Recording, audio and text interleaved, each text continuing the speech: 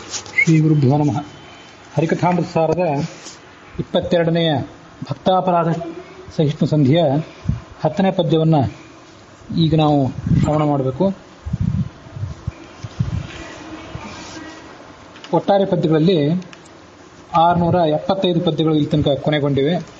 ಶ್ರೀವಿರಿಂಚ ಯಮರನುತ ನಾನಾವತಾರವ ಮಾಡಿ ಸಲಹಿದ ದೇವತೆಗಳನ್ನು ಋಷಿಗಳನ್ನು ಕ್ಷಿತಿಪರನು ಮಾನವರ ಸೇವೆಗಳ ಕೈಗೊಂಡು ಫಲಗಳ ನೀವ ನಿತ್ಯಾನಂದಮಯ ಸುಗ್ರೀವ ಧ್ರುವ ಮೊದಲಾದ ಭಕ್ತರಿಗಿತ್ತ ಪುರುಷಾರ್ಥ. ಈ ಬ್ರಹ್ಮಾದಿ ದೇವತೆಗಳ ಸ್ತೋತ್ರವನ್ನು ಸ್ವೀಕಾರ ಮಾಡುವಂಥ ಭಗವಂತ ನಾನಾ ಥರದ ಅವತಾರಗಳನ್ನು ಸ್ವೀಕಾರ ಮಾಡಿದ. ಋಷಿಗಳನ್ನು, ದೇವತೆಗಳನ್ನು, ರಾಜರನ್ನ, ಮಾನವರನ್ನ, ಈ ರೀತಿಯಾಗಿ ಎಲ್ಲರನ್ನೂ ಕೂಡ ರಕ್ಷಣೆ ಮಾಡಿದ. ಪಿತೃಗಳನ್ನು ಒಂದಿಲ್ಲಿ ಹೇಳಿಲ್ಲ ದಾಸರು, ಒಟ್ಟು 5 ಜನರಲ್ಲಿ. ಮತ್ತು ನಾನಾ ಥರದ ಫಲಗಳನ್ನು ಅವರಿಗೆ ಕೊಡ್ತಾನೆ. ಸುಗ್ರೀವ, ಧ್ರುವ ಮೊದಲಾದ ಭಕ್ತರಿಗೂ ಕೂಡ ಬೇಕಾದ ಪುರುಷಾರ್ಥಗಳನ್ನು ಆತ ಕೊಡ್ತಾನೆ. ನಾನಾವತಾರವ ಅಂತ ಮಧ್ವೀಜ ಸುಮ್ಮನೆ ನೆನಪು ಮಾಡ್ಕೊಳ್ಳೋಣ. ಪರಮಾತ್ಮನೇ ಸತತಮೇಕ ರೂಪಿಣೆ ದಶರೂಪಿಣೆ ಶತಸಹಸ್ರ ರೂಪಿಣೆ ಅವಿಕಾರಿಣೆ ಸ್ಫುಟ ಮನಂತ ರೂಪಿಣೆ ಸುಖಚಿತ್ ಸಮಸ್ತ ತನವೇ ನಮೋ ನಮಃ. ಈ ಬೇರೆ ಕಡೆ ಎಲ್ಲ ಕಡೆ ಈ ಪರಮಾತ್ಮ ನಾನಾ ಅವತಾರಗಳ ಬಗ್ಗೆ ಹಿಂದೆ ಬೇಕಾದ ಶ್ರವಣ ಮಾಡಿದ್ದೇವೆ. ಮಧ್ವಾಚಾರ್ಯ ಜಯಂತಿ ಸಮೀಪದಲ್ಲಿರೋದ್ರಿಂದ ಸತತಂ ಏಕರೂಪಿಣೆ, 1 ರೂಪ ಇದ್ದವನು, 10 ರೂಪ ಇದ್ದವನು, ಶತರೂಪ ಇದ್ದವನು, ಸಹಸ್ರ ರೂಪ ಇದ್ದವನು, ಸ್ಫುಟಂ ಅನಂತ ರೂಪಿಣೆ ಅಂತ ಭಗವಂತನಿಗೆ ನಮಸ್ಕಾರ ಅಂತ 8ನೇ ಸರ್ಗದ 41ನೇ ಶ್ಲೋಕ.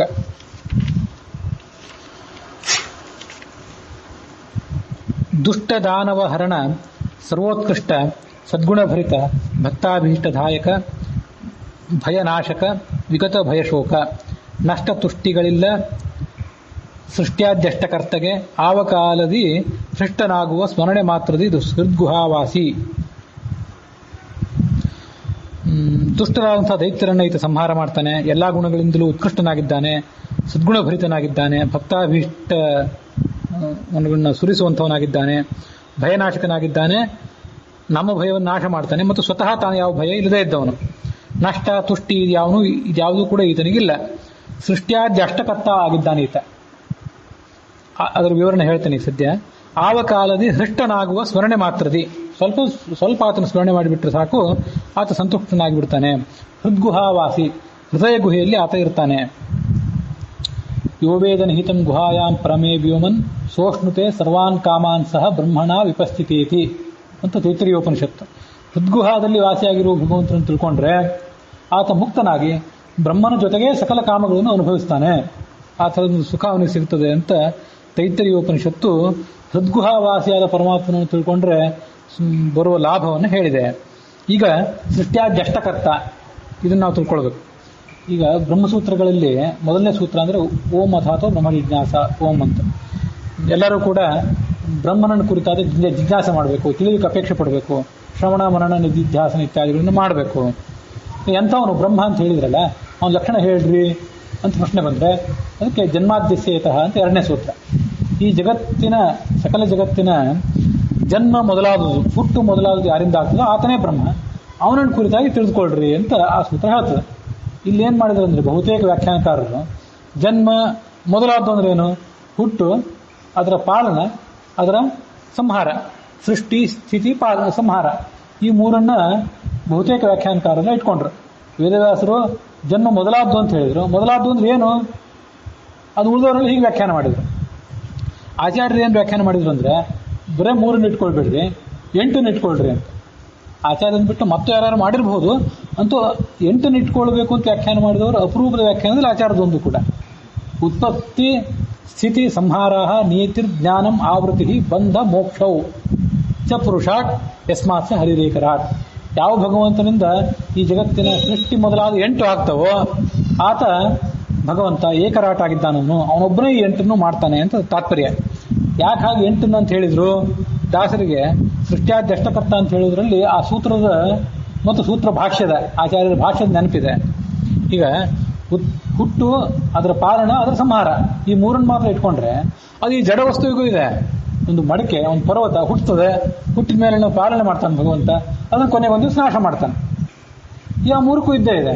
ಅದೇ ಜಡ ವಸ್ತುವಿಗಿರುವ 3ನ್ನ ಚೇತನ ವಸ್ತುವಿಗೆ ಹೇಳಿದ್ವಿ, ಏನು ಹೆಗ್ಗಳಿಕೆ ಬಂತು? ಅದು ಬೇಕಾಗಿಲ್ಲ. ಉತ್ಪತ್ತಿ ಸ್ಥಿತಿ ಸಂಹಾರ ಮೂರಾಯ್ತು. ನಿಯತಿ ಜ್ಞಾನಂ ಆವೃತ್ತಿ ಬಂಧ ಮೋಕ್ಷ ಅಂತ ಹೆಚ್ಚಿಂದ ಹೇಳಿದ್ರು ಆಚಾರ್ಯ. ಅಲ್ಲೇನಂದ್ರೆ ಬಂಧ ಮೋಕ್ಷ. ಈ ಜಗತ್ತಿಗೆ ಕೊನೆಯದನ್ನು ಹೇಳಿದ್ರು ನನಗೆ. ಜಗತ್ತನ್ನ ಕಟ್ಟಿ ಹಾಕ್ತಾನೆ ಮೊದಲು ತನ್ನ ಈ ಅನಾದಿಕಾಲೀನವಾದ ಸಂಸ್ಕಾರ ಅವಿದ್ಯಾ ಇದನ್ನು ನಿಮಿತ್ತ ಮಾಡಿಕೊಂಡು ಜಗತ್ತನ್ನು ಈ ಚೇತನ ವಸ್ತುಗಳನ್ನು ಆತ ಕಟ್ಟಿ ಹಾಕಿದ್ದಾನೆ.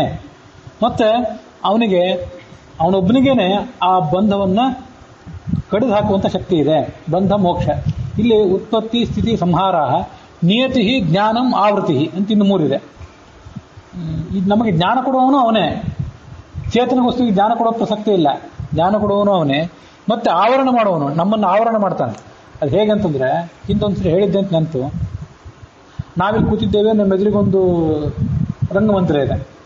ಆ ರಂಗಮಂದಿರ ಇದೆ, ನಾವು ಇಲ್ಲಿ ಕೂತಿದ್ದೇವೆ. ನಮ್ಮ ಮೈ ಮೇಲೊಂದು ನಾವು ಮುಸುಕು ಹಾಕೊಂಡಿದ್ದೇವೆ. ರಂಗಮಂದಿರದ ಒಂದು ಪರದೆ ಇದೆ, ಅಲ್ಲೊಂದು ಪರದೆ ಇದೆ. ನಾವು ರಂಗಮಂದಿರದ ಒಳಗೆ ಏನು ನಡೀತಿದೆ ಅಂತ ನೋಡ್ಬೇಕಾದ್ರೆ ನಮ್ಮ ಮುಸುಕು ತೆಗಿಬೇಕು, ಅಲ್ಲಿಗೂ ಮುಸುಕು ತೆಗಿಬೇಕು. ಇಂಥವೆಲ್ಲ ಹೀಗೆ ಪರಮಾತ್ಮಕ್ಕೆ ಸಂಬಂಧಪಟ್ಟಂತೆ ಜೀವಾಚ್ಛಾದಿಕ ಪರಮಾಚ್ಛಾದಿಕ ಅಂತ ಎರಡು ಆವರಣಗಳಿವೆ. ಜೀವಾಚ್ಛಾದಿಕವನ್ನು ಪೂರ್ಣವಾಗಿ ತೆಗೆದು ಹೋಗಿತಾನಂತ ತನ್ನ ತೋರಿಸ್ಬೇಕಾದ್ರೆ. ನಮ್ಮ ಮುಸುಕು ಪೂರ್ತಿ ಹೋಗ್ಬೇಕು. ವ್ಯಾಕುಟ್ಯ ಜೀವಾಚ್ಛಾದಿಕಾಂ ಸಂಪೂರ್ಣವಾಗಿ ತೆಗೆದುಹಾಕಿ ಪರಮಾಚ್ಛಾದಿಕ ತನ್ನನ್ನು ಆವರಣ ಮಾಡಿಕೊಂಡಿರುವಂತಹ ಒಂದು ಪರದೆ ಇದೆಯಲ್ಲ ಅದನ್ನು ಸ್ವಲ್ಪ ತೆಗಿತಾನೆ. ಆವಾಗ ಆ ಜೀವನಿಗೆ ಮಾತ್ರ ಇವನು ಕಾಣಿಸ್ತಾನೆ, ಇನ್ನೊಬ್ಬ ಜೀವನಿಗೆ ಕಾಣಿಸೋದೇ ಇಲ್ಲ. ಹೀಗೆ ಆ ಒಂದು ಜೀವನಿಗೆ ಆವರಣವಾಗಿರುವಂತಹ ವಿದ್ಯಾವನ್ನೂ ತೆಗಿತಾನೆ, ತನಗೆ ಆವರಣವಾಗಿರುವ ವಿದ್ಯೆಯನ್ನು ತೆಗಿತಾನೆ ಅಂತ ಹೀಗೆಲ್ಲ ಶಾಸ್ತ್ರದಲ್ಲಿ ವರ್ಣನೆ ಮಾಡ್ತಾರೆ. ಹಾಗಾಗಿ ನಿಯತಿ ಅಂದ್ರೆ ತನ್ನ ನಿಯಮನ, ಹತೋಟಿ, ಪೂರ್ಣವಾದ ಹತೋಟಿ. ಜಡಕ್ಕೆ ಅಪೂರ್ಣವಾದ ಹತೋಟಿ ಇಲ್ಲ. ಒಂದು ಹುಟ್ಟಿದ ಮೇಲೆ ಅದನ್ನು ಸಾಯೋ ತನಕ ಅದನ್ನು ನೋಡ್ಕೊಂಡ್ರೆ ಆಯ್ತು. ಮಣ್ಣಿಂದ ಗಡಿಗೆ ತಯಾರಾಗಿರ್ತದೆ, ಗಡಿಗೆ ತಯಾರಾಗಿದ್ದು ಆ ಆಕಾರದಲ್ಲಿ ಇರುವಂತೆ ನೋಡ್ಕೊಂಡ್ರೆ ಆಯ್ತು. ಆದರೆ ಅದ್ರ ಮೇಲೆ ಹತೋಟಿ ಇಲ್ಲ. ಬುದ್ಧಿಯಾಗಿಗಳ ಮೇಲೆ ಹತೋಟಿ. ಅದು ಬುದ್ಧಿ ಸ್ಥಿರ ಆಗಿರಬೇಕು. ಅದಕ್ಕೊಂದು ಏನಾದರೂ ಅದೇನು ಕೆಲಸ ಮಾಡಬೇಕು ಅನ್ನೋದನ್ನ ಪ್ರೇರೇಪಣೆ ಮಾಡಬೇಕು. ಇದೆಲ್ಲ ನಿಯತಿ, ನಿಯಮನ ಅಂತ. ನಿಯತಿ ಜ್ಞಾನಂ, ತಿಳುವಳಿಕೆ ಕೊಡಬೇಕು, ಆವೃತ್ತಿ ಕೊಡಬೇಕು. ಇದೆಲ್ಲ ಕೊಟ್ಟರೆ ಆ ಚೇತನ ಅದನ್ನು ಕೆಲಸ ಮಾಡ್ತಾನೆ. ಅದಕ್ಕಾಗಿ ಆಚಾರ್ಯರು 3 ಹೇಳಿ ಸುಮ್ಮನೆ ಆಗಲಿಲ್ಲ, 8 ಹೇಳಿದ್ರು. ಆ 8 ಆಚಾರ್ಯರು ಹೇಳಿದ್ದನ್ನು ಇವ್ರು ನೆನಪು ಮಾಡಿಕೊಂಡ್ರು. ಸೃಷ್ಟ್ಯಾದ್ಯಷ್ಟಕರ್ತ ಅಂತ. ಇದನ್ನ ನಾವು ಹೀಗೆ ಅನುಸಂಧಾನ ಮಾಡಬೇಕು ದೇವರಿಗೆ. ಸುಮ್ಮನೆ ಸೃಷ್ಟಿ ಸ್ಥಿತಿ ಇದನ್ನ ನೀವು ಈ ಕೆಲವು ಆಧುನಿಕರು ಹಾಡುಗಳನ್ನು ಬರೆದಿರ್ತಾರಲ್ಲ, ಪಾಲನಕರ್ತ, ಸೃಷ್ಟಿಕರ್ತ, ಪಾಲನಹಾರೆ ಅಂತ ಏನೇನೋ ಸ್ತೋತ್ರ ಮಾಡ್ತಿರ್ತಾರೆ. ಅಲ್ಲೆಲ್ಲ ನೋಡ್ರಿ ಈ ಅನುಸಂಧಾನ ಯಾರಿಗೂ ಇರಲ್ಲ. ಮೂರನ್ನು ನೆನಪು ಮಾಡ್ಕೋತಾರೆ. ಸೃಷ್ಟಿ ಮಾಡ್ತಾನೆ, ಪಾಲನೆ ಮಾಡ್ತಾನೆ, ಸಂಹಾರ ಮಾಡ್ತಾನೆ. ಬ್ರಹ್ಮರೂಪದಿಂದ ಸೃಷ್ಟಿ ಮಾಡ್ತಾನೆ, ವಿಷ್ಣುವಿನ ರೂಪದಿಂದ ಪಾಲನೆ ಮಾಡ್ತಾನೆ, ರುದ್ರನ ರೂಪದಿಂದ ಸಂಹಾರ ಮಾಡ್ತಾನೆ. ಅದ್ರ ಮೇಲೆ ಹಾಡೇ ಹಾಡು, ಅದ್ರ ಮೇಲೆ ನಾಟಕಗಳು, ನೃತ್ಯ ರೂಪಗಳು ಎಲ್ಲನೂ ಮಾಡ್ತಾರೆ. ನಿಯತಿ, ಜ್ಞಾನ, ಆವೃತ್ತಿ, ಬಂಧ, ಮೋಕ್ಷ.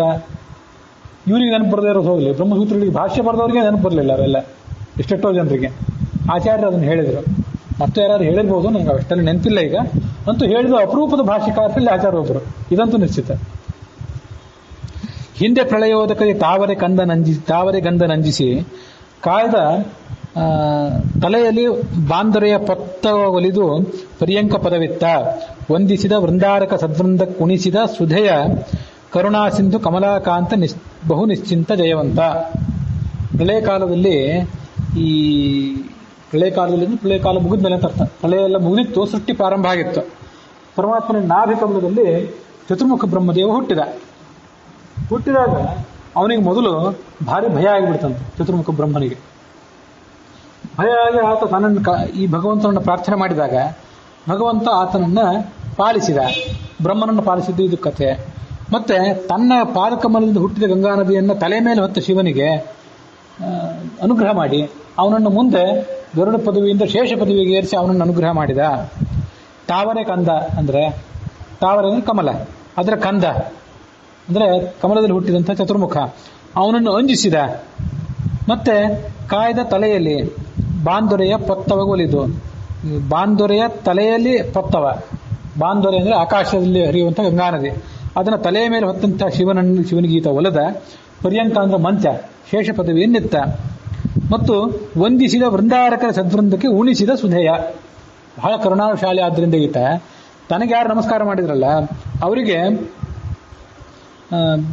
ಅಮೃತವನ್ನು ಈತ ಉಣಿಸಿದ. ಕಮಲಾಕಾಂತ ಅಂತ ಇವನಿಗೆ ಹೆಸರು. ಬಹು ನಿಶ್ಚಿಂತ, ಎಲ್ಲಿ ಏನಾದರೂ ಯಾವ ಚಿಂತೆಯೂ ಕೂಡ ಈತನಿಗಿಲ್ಲ, ಅಷ್ಟು ನಿಶ್ಚಿಂತನಾಗಿ ಈತ ಇದ್ದಾನೆ. ಜಯವಂತ, ಎಲ್ಲಿ ಹೋದರೂ ಈತನಿಗೆ ಜಯ ಇದ್ದಿದ್ದೆ. ಅವನಿಗೂ ಜಯ, ಮತ್ತೆ ಅವನನ್ನು ಧ್ಯಾನ ಮಾಡಿದವರಿಗೂ ಕೂಡ ಜಯ. ಈ ಚತುರ್ಮುಖ ಬ್ರಹ್ಮ ಭಯಪಟ್ಟ ಅಂತ ಬರ್ತದಲ್ಲ, ಭಯಪಟ್ಟ ಅಂತ ಯಾಕೆ? ವಸ್ತುತಃ ಅವನಿಗೆ ಭಯ ಅನ್ನೋದು ಏನಿಲ್ಲ. ಅವನು ಕೆಲವು ಸರಿ ಅಂಥ ಭಯಪಟ್ಟಂತೆ ತೋರಿಸ್ಕೋತಾನಂತೆ. ಯಾಕೆ ಭಯಪಟ್ಟಂತೆ ತೋರಿಸ್ತಾನೆ ಅಂದ್ರೆ ಅದೆಲ್ಲ ಪರಮಾತ್ಮನ ಪ್ರೀತಿಗಾಗಿ. ತಾನು ಪರಮಾತ್ಮನ ಅಧೀನ ಅಧೀನ ಅನ್ನೋದನ್ನ ಮೇಲಿನ ಮೇಲೆ ನೆನಪು ಮಾಡ್ಕೊಂಡ್ಬಿಟ್ರೆ ಪರಮಾತ್ಮನ ಹೆಚ್ಚಿನ ಪ್ರೀತಿ ಅವನಿಗೆ ಸಾಧ್ಯ ಆಗ್ತದೆ. ಅದಕ್ಕಾಗಿ ಇಂಥ ಕೆಲವು ಕೆಲಸಗಳನ್ನ ಆತ ಮಾಡ್ತಿರ್ತಾನೆ ಅಂತ ಭಾಗವತ ತಾತ್ಪರ್ಯದಲ್ಲಿ ಒಂದು ಆಚಾರ್ಯರು ಒಂದು ಬ್ರಹ್ಮತರ್ಕದ ಶ್ಲೋಕವನ್ನ ಉದಾಹರಣೆ ಮಾಡ್ತಾರೆ. ಅದು ಹೀಗಿದೆ: ಭಗವತ್ಪ್ರೀತಯೇ ನಿತ್ಯಂ ಬ್ರಹ್ಮಣೋ ಯೇ ಭಯಾದಯ. ಬ್ರಹ್ಮನಿಗೆ ಭಗವಂತನ ಪ್ರೀತಿಗಾಗಿ ಭಯ ಮೊದಲಾದವುಗಳು ಬರ್ತವೆ. ನ ವೃಥ, ಭಯ ಆಗಿದ್ದು ಸ್ವಲ್ಪ ಏನೋ ಅಜ್ಞಾನ ಬಂದಿದ್ದು ಯಾವುದು ಕೂಡ ವ್ಯರ್ಥ ಏನಲ್ಲ. ನಮಗೆಲ್ಲ ಹಂಗೆ ಬಂದ್ರೆ ಅದು ನಮ್ಮ ಕೊರತೆಯನ್ನು ಸೂಚನೆ ಮಾಡ್ತದೆ, ನಮ್ಮ ದೋಷವನ್ನು ಸೂಚನೆ ಮಾಡ್ತದೆ. ಅದು ಚತುರ್ಮುಖ ಬ್ರಹ್ಮನ ದೋಷವನ್ನಲ್ಲ, ಆತನ ಅಪೂರ್ಣತೆಯನ್ನು ಮಾತ್ರ ತೋರಿಸ್ತದೆ. ನ ವೃಥ ತಸ್ಯ ಭಾವ ಸ್ಯಾತ್ ಕಶ್ಚಿತ್ತೇಪಿ ಕ್ಷಣಾರ್ಧಗಾಹ. ಅವು ಕೂಡ ಸ್ವಲ್ಪ ಕಾಲ ಇರ್ತದೆ ಅಷ್ಟೇ. ಅಜ್ಞಾನಂ ಚ ಚತುರ್ವಾರಂ ದ್ವಿವಾರಂ ಭಯಮೇವ ಚ ಶೋಕೋಪಿ ತಾವಾನ್ ನಾನ್ಯತ್ರ ಕಶ್ಚಿತ್ ಬ್ರಹ್ಮಣೋ ಭವೇತ್. ಅವನಿಗೆ ಅಜ್ಞಾನ ಚತುರ್ವಾರ 4 ಬಾರಿ ಅಜ್ಞಾನ ಬಂದಿತ್ತಂತೆ, 2 ಬಾರಿ ಭಯ ಆಗಿತ್ತಂತೆ, ಮತ್ತೆ 2 ಬಾರಿ ದುಃಖ ಆಗಿತ್ತಂತೆ. ಇದು ಯಾವ್ಯಾವ ಪ್ರಸಂಗದಲ್ಲಿ ನನಗೂ ಈಗ ನೆನಪಿಲ್ಲ. ಈ ಭಾಗವತ ತಾತ್ಪರ್ಯದಲ್ಲಿ ಇಲ್ಲೇನು ಉದಾಹರಣೆ ಕೊಡೋದಿಲ್ಲ, ಮತ್ತೆ ಎಲ್ಲರೂ ಬಂದಿರ್ತದೆ, ನನಗೆ ನೆನಪಿಲ್ಲ. ಅಂತೂ ಹೀಗೆ ಬ್ರಹ್ಮನಿಗೆ ಆಗಿತ್ತು. ತತ್ರಾಪಿ ಭಗವತ್ ಪ್ರೀತ್ಯ ಉನ್ನತ್ಯೈ ತಸ್ಯ ಭವೇತ್. ಇವನಿಗೆ 4 ಬಾರಿ ಅಜ್ಞಾನ 2 ಬಾರಿ ಭಯ ಇದನ್ನೆಲ್ಲ ತೋರಿಸಿದ್ರಿಂದ ಆ ಮೂಲಕ ಭಗವಂತ ಪ್ರೀತನಾಗ್ತಾನೆ. ಇವನು ಭಗವಂತ ಚತುರ್ಮುಖ ಬ್ರಹ್ಮ ಭಗವಂತನ ಪೂಜೆ ಮಾಡೋದಿದೆಯಲ್ಲ, ಪೀಠದಲ್ಲಿ ಕೂಡಿಸಿ ಅವನ ವಿಗ್ರಹಕ್ಕೆ ಮಾತ್ರ ಪೂಜೆ ಮಾಡ್ತಾನೆ ಅಂತ ತಿಳ್ಕೊಳ್ಬಾರ್ದ. ಭಗವಂತನನ್ನು ಪೂಜೆ ಮಾಡೋ ವಿಧಾನಗಳಿವೆಲ್ಲ. ನಾನು ನಿನ್ನ ಅಧೀನ ಅಂತ ಮೇಲಿಂದ ತೋರಿಸ್ಕೊತಿರ್ತಾನೆ. ಇದು ಅವನ ವಿಧಾನ. ದೊಡ್ಡವರು ಪೂಜೆ ಹೀಗೆ ಮಾಡ್ತಾರೆ, ಸಣ್ಣವರು ಪ್ರತಿಮಾದಲ್ಲೇ ನೆಟ್ಟಿಗೆ ಮಾಡಲಾರ್ದೆ ಬಳಲ್ತಾರೆ. ಹಿಂದೆ ಬೃಹದಾರಣ್ಯಕ ಭಾಷೆಯಲ್ಲಿ ಇದ್ದನ್ನು ಹೇಳಿದ್ದೆ. ಬ್ರಹ್ಮನಿಗೆ ಭಯ ಆಯಿತು, ಮುಂದೆ ಅವನು ವಿಚಾರ ಮಾಡಿದಂತೆ, ಅಲ್ಲ ಪರಮಾತ್ಮ ಇದ್ದಾಗ ನಾನು ಯಾಕೆ ಭಯ ಪಡಬೇಕು? ದ್ವಿತೀಯಾದ್ವೈ ಭವಂ ಅಲ್ಲಿ ಒಂದು ಇನ್ನೋ ಸಂಗತಿ ಹೇಳಿದ್ದೆ. ಒಬ್ಬ ಯಾರು ನಮ್ಮ ಜೊತೆಗೆ ಇಲ್ಲದೆ ಹೋದ್ರೆ ಭಯ ಪಡಬೇಕು, ಜೊತೆಗೆ ಪರಮಾತ್ಮ ಇದ್ದ ನಾವ್ಯಾಕೆ ಭಯ ಪಡಬೇಕು? ನಾನೇಕೆ ಪರದೇಶಿ ಶ್ರೀನಿಧಿ ನನಗಿದ್ದಾನಲ್ಲ ಅಂತ ಬ್ರಹ್ಮ ವಿಚಾರ ಮಾಡಿದ ಅಂತ ಬೃಹದಾರಣ್ಯಕ ಉಪನಿಷತ್ತಿನ ಹಿನ್ನೆಲೆಯಿಂದ ಇನ್ನೊಮ್ಮೆ ಹೇಳಿದ್ದೆ. ಅದನ್ನ ಎಲ್ಲ ಇದೆ ಹಿಂದಲ್ಲಿ. ಬ್ರಹ್ಮಣ ಅಲ್ಪ ಭಯಂ ಸ್ಯಾತ್ ತದಪಿ ಅನಭಿಮಾನತಃ. ಅವನಿಗೆ ಸ್ವಲ್ಪ ಭಯ ಬರ್ತದೆ, ಆದ್ರೆ ನಮ್ಮಂತೆ ಈ ಮನಸ್ಸು ಇದ್ರ ಮೇಲೆಲ್ಲ ಅಭಿಮಾನ ಇಲ್ಲ. ಅವನಿಗೆ ಅಭಿಮಾನ ಇಲ್ಲಾದ್ರಿಂದ ಆ ಚತುರ್ಮುಖ ಬ್ರಹ್ಮನ ಬಾಹ್ಯ ಶರೀರ ಇದೆಯಲ್ಲ, ಪಾಂಚಭೌತಿಕ ಶರೀರ, ಅಲ್ಲಿರುವ ಮನಸ್ಸಿಗೆ ಆ ಭಯ. ಚತುರ್ಮುಖ ಬ್ರಹ್ಮನ ಸ್ವರೂಪ ಮನಸ್ಸಿಗೆ ಇವ್ಯಾವು ಅಂಟೋದೇ ಇಲ್ಲ. ಹಾಗಾಗಿ ಅವನ ಚತುರ್ಮುಖ ಬ್ರಹ್ಮನ ಆತ್ಮ ಕುಗ್ಗೋದಿಲ್ಲ. ನಮಗೆಲ್ಲ ಏನಾಗ್ತದಂದ್ರೆ ಶರೀರಕ್ಕೆ ಏನಾರ ಹೊಡೆತ ಬಿದ್ದರೆ ಒಳಗಿನ ಮನಸ್ಸು ಕೂಡ ಕುಗ್ಗುತ್ತದೆ. ನಾವು ಆತ್ಮನೇ ಸಂಕುಚಿತ ಆಗ್ತಾನೆ ಅಂತ ಹೇಳ್ತಾರೆ ಕೆಲವು ಕಡೆ. ಅದು ಅಂಥವೆಲ್ಲ ಅವನಿಗಿಲ್ಲ ಅಂತದ್ದು. ಅಭಿಮಾನ ಇಲ್ಲದ ಪ್ರಯುಕ್ತ ಅವನ ಸ್ವರೂಪದ ಅತಿ ಕುಗ್ಗೋದಿಲ್ಲ. ನಾಸ್ತಿ ಅಸಂಬದ್ಧತೆಯ ಭೋಗಾಭಾವ ಕಥಂಚನ ಅಂತ ಬೃಹದಾರಣ್ಯಕ ಭಾಷ್ಯ ಅದನ್ನ ವರ್ಣನೆ ಮಾಡ್ತದೆ. ಅಂತನಲ್ಲಿಗೆ ಇವತ್ತಿನ ಈ ಭಕ್ತಾಪರಾಧ ಸಹಿಷ್ಣು ಸಂಧಿಯ 22ನೇ ಸಂಧಿಯ 12ನೇ ಪದ್ಯ, ಒಟ್ಟಾರೆ ಪದ್ಯಗಳಲ್ಲಿ 678ನೇ ಪದ್ಯ ಇದು ಇಲ್ಲಿಗೆ ಸಮಾಪ್ತಿಯನ್ನು ಕಂಡಿದೆ.